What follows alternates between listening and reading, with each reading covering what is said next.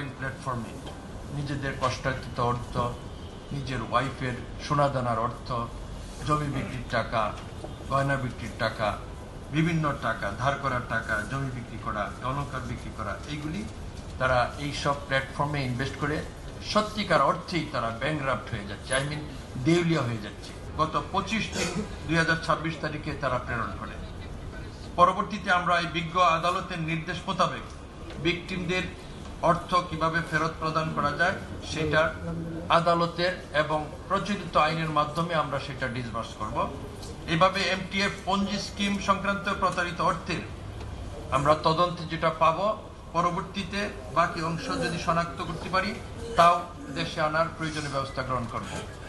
আমাদের জানা মতে আমাদের সিএপিসির এই প্রথম সিআইডির একটা বড় অঙ্কের টাকা আনার এটা উদাহরণ। আমরা আশা করি এখন থেকে পরবর্তী সময়ে এরকম অভিযোগ আমাদের কাছে আসলে লিগ্যাল মাধ্যমে কনসার্ন থানায়, যেটা আমাদের প্রেডিকেট অফেন্স, যেটা আমাদের শিডিউলভুক্ত, আমরা এই পদ্ধতিতে আগাবো। যেহেতু আমরা একবার চর্চা করেছি, পদ্ধতিটা আমাদের নলেজে চলে আসছে। আশা করি আমরা পাচারকৃত অর্থ আস্তে আস্তে আরো অনেকাংশে দেশে ফেরত আনতে পারবো, যেটা আমাদের দেশের জন্য খুবই মঙ্গল বয়ে আনবে। Cyber police centre CID Bangladesh police বিভিন্ন আন্তর্জাতিক সংস্থা এবং অংশীদারদের সাথে দক্ষ সমন্বয়ে এই ক্রিপ্টোকারেন্সির মাধ্যমে অবৈধভাবে পাচারকৃত অর্থের উৎস শনাক্তপূর্বক তার জব্দ, সংরক্ষণ ও আদালতের নির্দেশনা অনুযায়ী আইনানুগ প্রক্রিয়া বাংলাদেশের প্রত্যাবর্তন নিশ্চিত করেছে, যা সিআইডির তদন্ত কার্যক্রমকে আন্তর্জাতিক পর্যায়ে উন্নীত করে দেশের ইতিহাসে একটি উল্লেখযোগ্য মাইলফলক স্থাপন করেছে। আমি এই প্রসঙ্গে আরেকটি কথা বলতে চাই। আপনারা জানেন সাংবাদিকরা হচ্ছে mayor of the society, you are the eye opener of the society. কাজেই সম্মানের সাথে আপনাদেরকে বিনীতভাবে বলবো আপনাদের মাধ্যমে দেশবাসীর কাছে যে এই যে দেশের অগণিত সাধারণ জনগণ লোভনীয় একটা লভ্যাংশ পাওয়ার আশায় শিক্ষিত হোক, অশিক্ষিত হোক, বেকার হোক, লোভ লালসা যেটাই হোক, এটার বশবর্তী হয়ে তারা অবৈধ অনলাইন প্ল্যাটফর্মে নিজেদের কষ্টার্জিত অর্থ, নিজের ওয়াইফের সোনাদানার অর্থ, জমি বিক্রির টাকা, গয়না বিক্রির টাকা, বিভিন্ন টাকা, ধার করার টাকা, জমি বিক্রি করা, অলংকার বিক্রি করা, এইগুলি তারা এই সব প্ল্যাটফর্মে ইনভেস্ট করে সত্যিকার অর্থেই তারা ব্যাংকরাপ্ট হয়ে যাচ্ছে, দেউলিয়া হয়ে যাচ্ছে। এর ভিতরে অনেকেই প্রেস্টিজের কারণে কাউকে বলতে পারছে না, স্বামী বলতে পারছে না ওয়াইফকে, ছেলে মেয়ে বলতে পারছে না বাবা মাকে, এই জন্য তারা মামলা করছে না।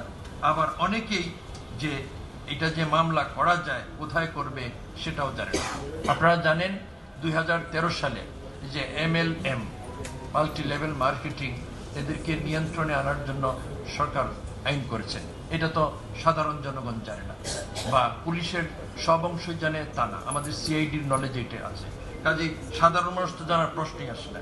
এই ব্যাপারে আপনার মাধ্যমে দেশবাসীকে জানাইতে চাই এবং অনুরোধ করি কেউ যেন এইরকম প্রতারণার ফাঁদে পা না দেয়, এটা আপনারাও ডিসিমিনেট করবেন। আমরাও আপনাদের কাছে এটার অনুরোধ জানাচ্ছি। সবাইকে ধন্যবাদ। আর আমাদের রিলিজটা আপনারা সবাই পেয়ে যাবেন, আপনারা আপনাদের ভাষা দিয়ে সুন্দর করে লিখবেন।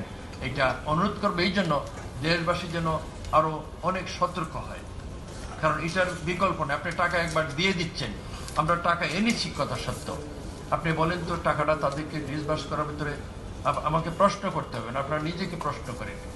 এই টাকা ফেরত আনার পর তাদেরকে খুঁজে পাওয়া কঠিন, তাদেরকে দেওয়া কঠিন। এখানে আইনের অনেক মারপ্যাচ আছে। বাংলাদেশ ব্যাংকের অনুমোদন লাগবে, কোর্টের অনুমোদন লাগবে, এই প্রসেসগুলি আসলেই জটিল।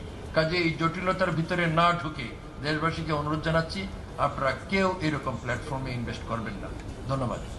হয়ে গেছে তৎপ্রেক্ষিতে আমার নেতৃত্বে তখন আমার এডিশনাল ডিআইজি ছিলেন শামসুল আলম শামস, ইনি এখন ডিআইজি ফরেন্সিকে আছেন, এবং আমার বিশেষ পুলিশ সুপার সজীব খান।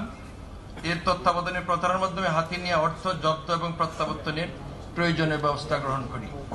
তদন্তকালে জানা যায় OKX এ অবস্থানরত অর্থ MTFE প্রতারণী একটা বিশেষ বড় অংশ।